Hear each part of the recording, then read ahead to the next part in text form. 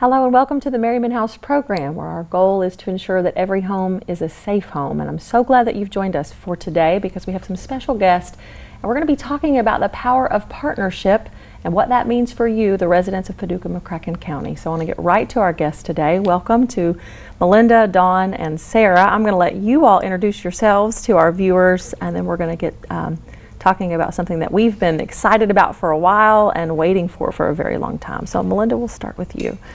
Hi, I'm Melinda Baltz. I'm with Paducah Police Department. I'm in the General Investigations Unit. I'm their investigative assistant. Well, welcome. I'm Dawn York. I'm the Director of Training and Program Support at the Merryman House. Thank you for being here. I'm Sarah Martin. I'm a detective with McCracken County Sheriff's Department. Well, now, you know, we work with you all and have worked with you in varying capacities for many years, but not necessarily in the way that we're going to talk about today. So to have you all sort of lined up there together is unique for us as the Merryman House. I just want to take a few minutes first to just talk about the Merryman House. I think when most folks hear Paducah Police Department, McCracken County Sheriff's Department, they get it. They know what you do, but I want to make sure they understand what the Merryman House does. So Dawn, I'm going to let you just give a brief overview of the Merryman House, and then we'll move forward to the issue of domestic violence in Paducah. Okay. The Merryman House is the Purchase Area's state certified domestic violence program. We assist clients that need to come into emergency shelter, but we also have a gamut of programs to assist people that maybe either need shelter or don't to access other services, such in the legal realm, medical realm, that they're maybe looking for jobs or education. So we provide services to those people to help them become independent and get away from the violence in their homes. So our goal, like I said at the beginning, right, is to ensure every home is safe. And so for some people, that looks like coming on a more of an outpatient, if you would, basis where they access an office and learn and get advocacy and resources. And then for some, the situation is such that they need emergency shelter. And so we're a 24-hour program, always there. Is there a charge to those who would seek our services? No, the services, everything from the emergency shelter component. You know, we provide food and all the services and the groups and the counseling and the advocacy. Everything we do is free and confidential, both in shelter and for the outreach clients as well. Now, if I'm, just tuning in, and I know I have law enforcement and I have the Merryman House domestic violence, and so we're here to talk about a nice new program. What I might be tempted to do is sort of zone out and think that doesn't apply to me. Domestic violence isn't a big deal. And of course the Merryman House is going to say that it is, because it's what they do every day, But boy, those law enforcement folks, they're out doing frying bigger fish, if you would, than domestic violence. So that's not an issue for Paducah, McCracken County. How would you respond to that potential thought that someone would have? We can start with you, Melinda. And I would say that is so wrong. Domestic violence touches everyone in our community. I would say it would be very hard to find anyone who has either not had a friend or loved one involved in domestic violence or themselves actually been involved. At least 50% of our assaults that we work at Paducah Police Department are related to domestic violence. So now I need to back up and make you say that again, because if I hear you right, you're saying half of all that you work assault-wise is related to domestic violence, yes.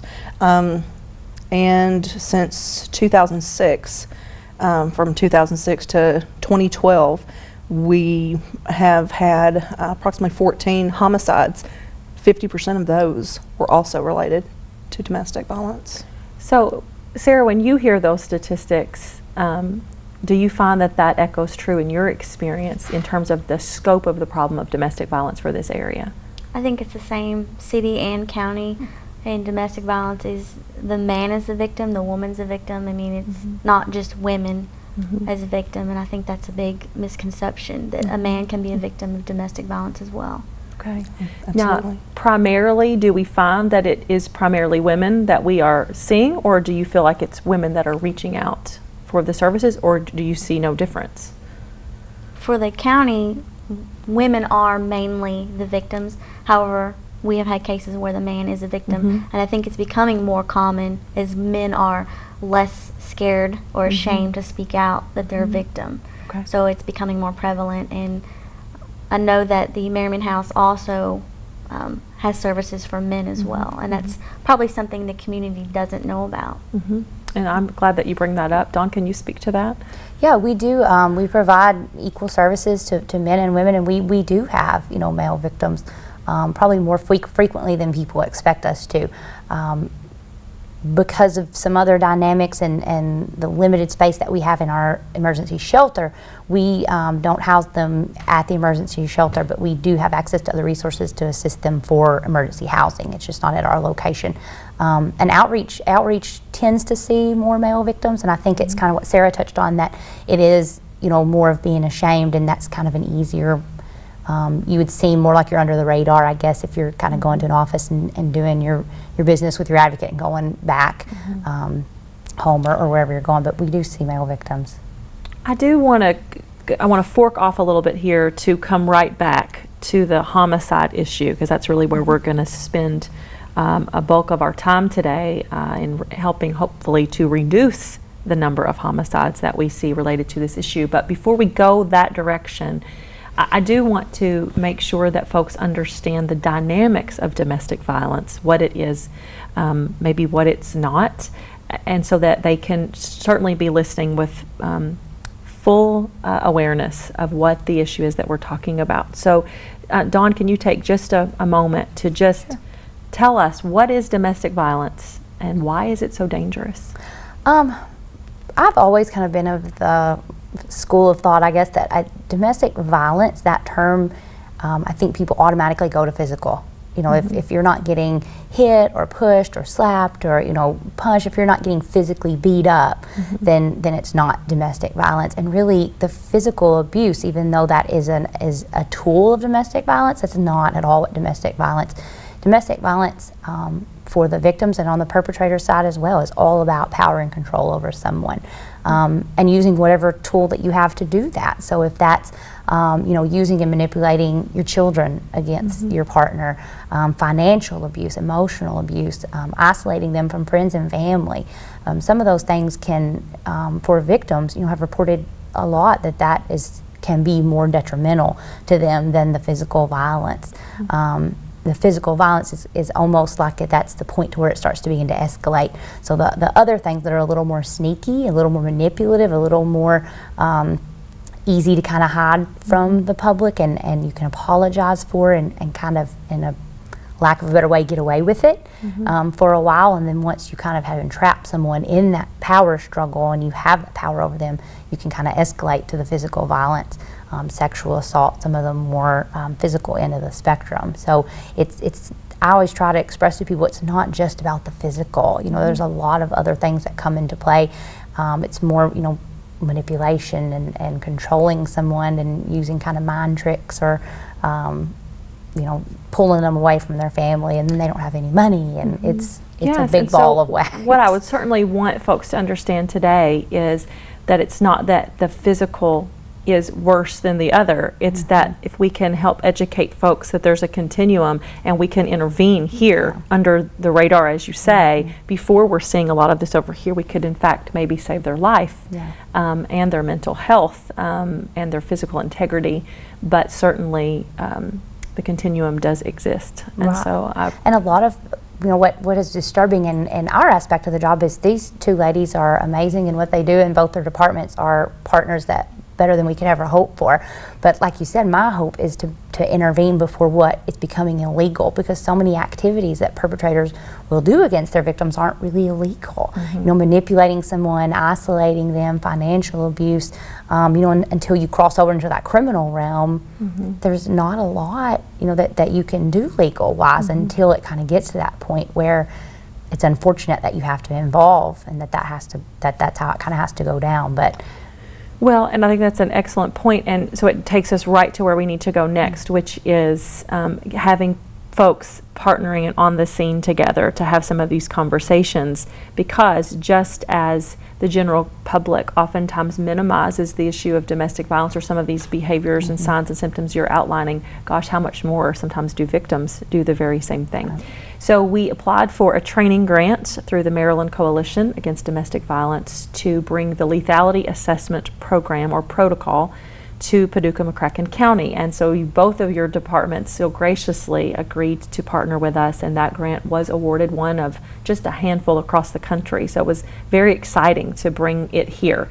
So who wants to talk to me about the Lethality Assessment Protocol, what it is, and how it brings us together to protect the residents of Paducah, McCracken County? Which one of you two want to take that?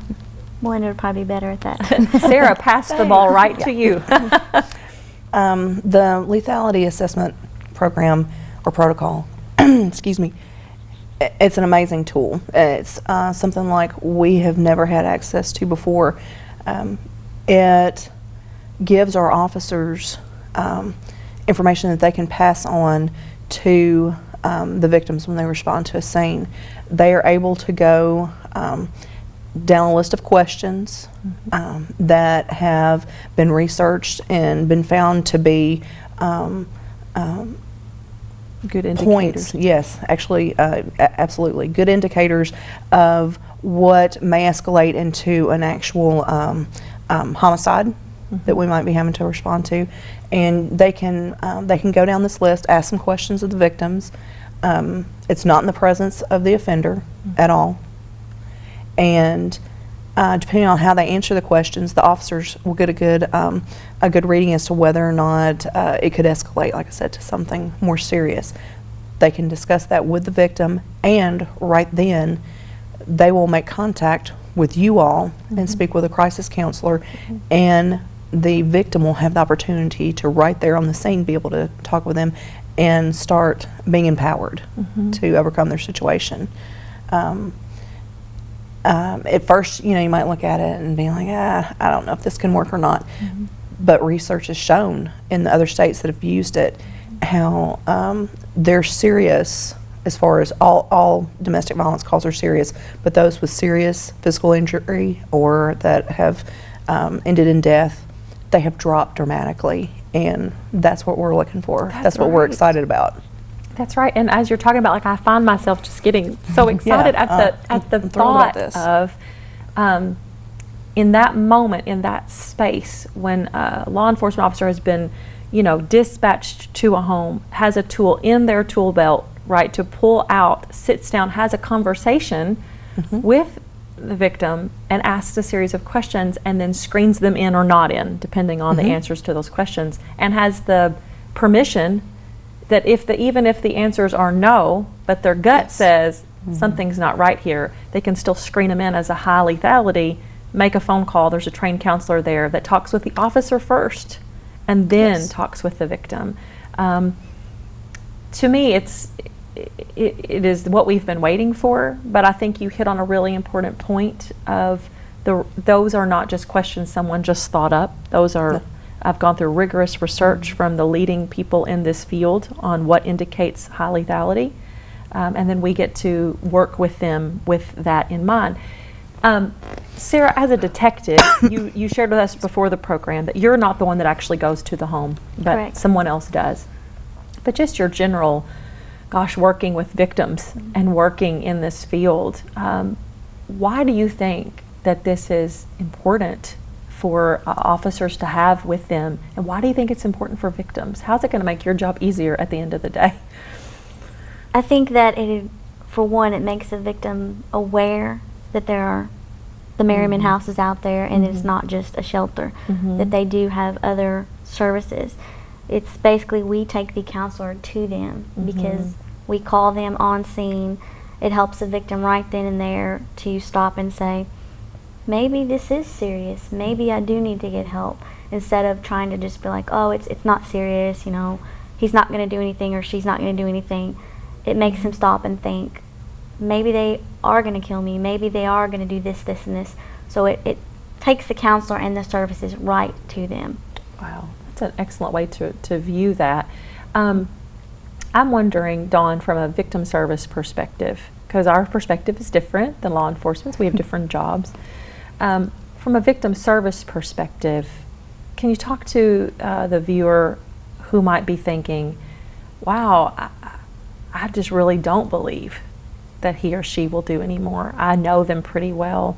Why is it helpful from your perspective for an officer to be the one that says, I've worked other cases like this that didn't turn out so well. Right, and I want you to. I think that's it. That it gives them, whether we want to or not, everybody views law enforcement as an authority figure, an experienced authority figure. It could be their first day on the job, but people just assume, well, they know. So I think that in and of itself, for somebody else to look into a window of your situation and say, this makes me nervous, like this is really uncomfortable for me, and I've seen cases and this is how they've turned out. Sometimes that's that's the simple shock that it takes for people to kind of wake up. And I think the tool itself, even looking at it, and I see it every day, and it's like, this is such a simple tool. It's a piece of paper. Like, you ask some questions and you talk to somebody, which seems like such a novel idea. But for victims that this is kind of a recurring issue for them, it means a lot. For somebody to finally say, let me try to help you, let me try to connect you with these people. And here are some questions. I think some of those questions spark some things in people's head that they're like, okay, well, maybe they really do get it. That it's not really under the rug anymore, and it's kind of out in the open, so they kind of understand me. I might as well at least talk to somebody, at least do a safety plan, even at the very least, because I know the officers have done really well, that even if the person's not interested in shelter for whatever reason, that we still have that contact with them to get them into some maybe other services, or at the very basic level, a safety plan, and like Sarah mentioned, to let them know that there's a service out there that they don't even know about. Well, and I think, just what you say, officers may not necessarily bring them to the shelter, although since we've launched this program, that has happened. They might refer them to an outreach program. But I think one of the things that just means so much to me, just in being involved in this work, is at the very least, when they leave that scene, a safety plan has been discussed with the caller, with the officer, with the service provider, and so now there is sort of a partnership, a team, some accountability, a support system created in a matter of a half hour that maybe before was viewed as separate entities. Law enforcement, me, the service provider, now we're sort of a joint effort. So, Melinda, I know, and I hope that it's okay for me to quote your chief, but I know in talking with Chief Berry one-on-one and seeing him in presentations that we've been at together, he considers domestic violence a huge issue, and I think Sheriff Hayden does as well, for this community. What do you see this program doing in fulfilling the greater objective of making Paducah McCracken County a safer place? I'm asking you to speak from your chief's perspective, but I think he's given you permission to do that. How does this play into his plan for your department? Yes, domestic violence is a very important issue to Chief Berry. We are wanting to take the LAP program and just build on that. We have started, or in the works of starting, a domestic violence outreach team through our department, which we hope to grow over the next couple of years. With that, we're able to give more services to our victims and their families, provide follow-up for them. We can also be able to offer things to the community. We're going to be doing educational programs. We would also like to, hopefully, in the next few years, be able to develop an offender program, because no matter what type of work that we do, if we're not addressing the entire issue, we're not going to have real success. Yes, we're going to be able to hopefully save lives and help families, but until we address the issue of what is causing it. Well, you're having success, but you're treating the symptoms, and you're not treating the problem, so that you're sticking a Band-Aid on something. It's a big Band-Aid, absolutely, which is amazing. We're very excited about the program, but we're hoping to, in the next few years, that be part of our program as well. So more comprehensive. Yes. So this program fits into his overall vision for the community as it relates to domestic violence, and I know Sheriff Hayden has expressed the issue of domestic violence is huge as well for the McCracken County Sheriff's Department. How do you see this program furthering your commitment to protect and serve the residents of Paducah, McCracken County? I think that just being able to make the victims aware and get them help is going to help the entire situation with domestic violence in the county and in the city, hopefully reduce, which will make the county and city safer. You know, getting people educated is very important, and I think that'll help the entire community. But I do like helping the offender as well, educating them and getting them help to prevent the problem to begin with. I think that is a good idea. So, I mean, the partnerships that we're forming have been missions that have been dear to all three agencies' heart, if you will, the issue of violence and reducing violence and protecting and keeping folks safe. But what this creates is a way for us to come together on the front line at the same time and do our individual skill sets and missions in a way that immediately creates a safety net that maybe has not been there in the way that we would have hoped or would have liked to have believed that it has been there to date. So can you just give me some examples? So an officer is dispatched to the scene. What then? What happens when an LAP call comes in? Well, after the officer does their initial interview, they will contact Merryman House, speak with a crisis counselor, let them know how the victim has answered the questions. They'll go over each and every question, let them know the answer, let them know a little bit about the situation while they were called there, and then they will speak to the victim right then and say, "Here's your crisis counselor. Let's get you in contact now." You know, it doesn't give the victim time to talk themselves out of it. In the past, you know, the officers have been able to give them a number and say, "Hey, this is a service that's available to you. Perhaps you should contact them." You know, now they're contacting them then, and it's just been so such a positive thing. I know in our agency, we've had lots of officers call into our office and say, you know, I was real skeptical of this to begin with, but it's giving them an opportunity to find out more about their victim, more about the situation. It's, you know, that's even going to help officer safety on the scene. They're going to have more information because we track our domestic violence cases.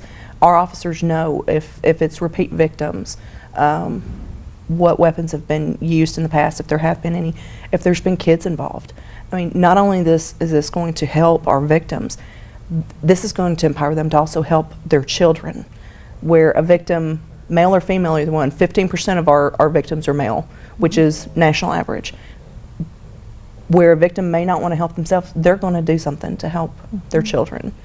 You know, so then the whole, you know, all of the potential victims in the family are getting help, which is, it's great.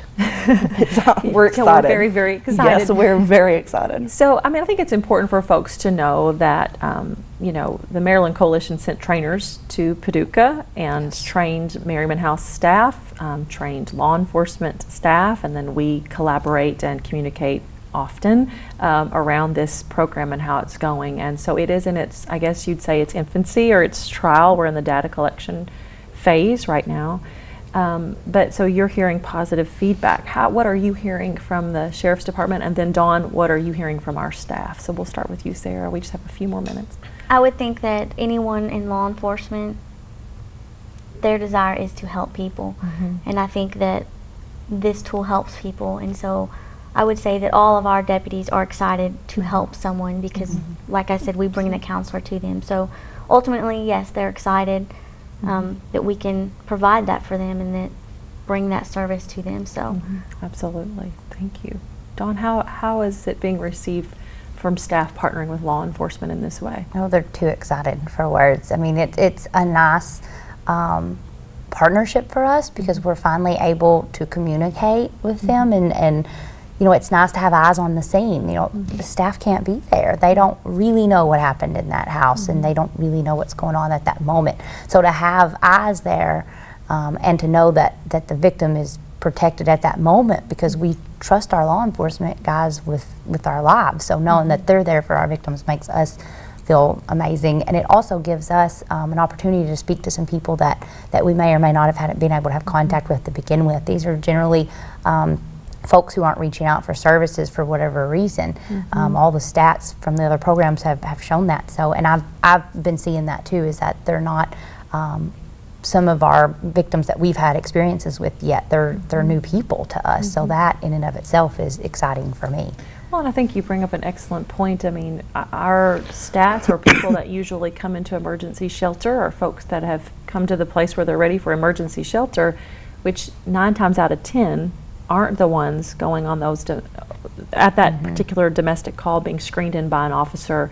Most of the time their answer to emergency shelter is no, but we're able to connect them in a different way. So what is your hope, Dawn, for this program? We've heard about it from the perspective of the community and victims from law enforcement. What is your hope as a victim service provider that this program does for victims in their healing?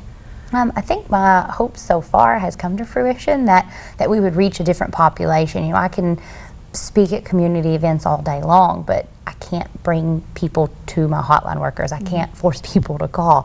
And not that that's what law enforcement are doing, but it gives them a tool that they've never had to be able, like Sarah was saying, to bring us right to them, to connect us immediately.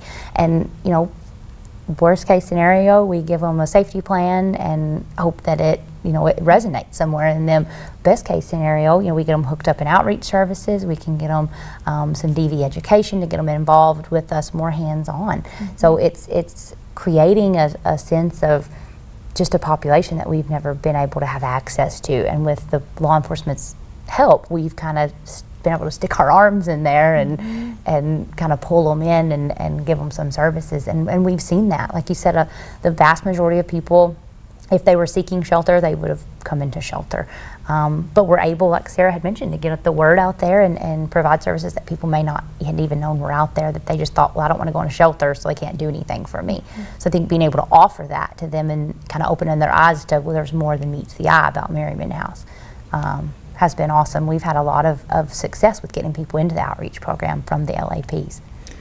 Well, unfortunately, you and we could talk about this all day long, but we are out of time. But I want to thank you personally, Sarah and McCracken County Sheriff's Department, Dawn for the Merryman House, and Melinda for the Paducah Police Department, for your willingness to partner, and the metaphors we've used today, literally, that we've now connected arms and hands together and we're pulling in the same direction to bring people out of very dangerous and lethal situations.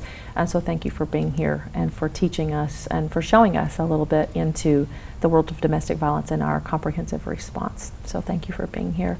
And thank you for being here. If you are a victim of domestic violence or you know someone who is a victim, our 1-800 number will appear on your screen. There is a trained counselor standing by to talk with you. And of course, you can always contact your local law enforcement for assistance. And thank you for learning more about this powerful partnership for Paducah-McCracken County. We'll see you next time.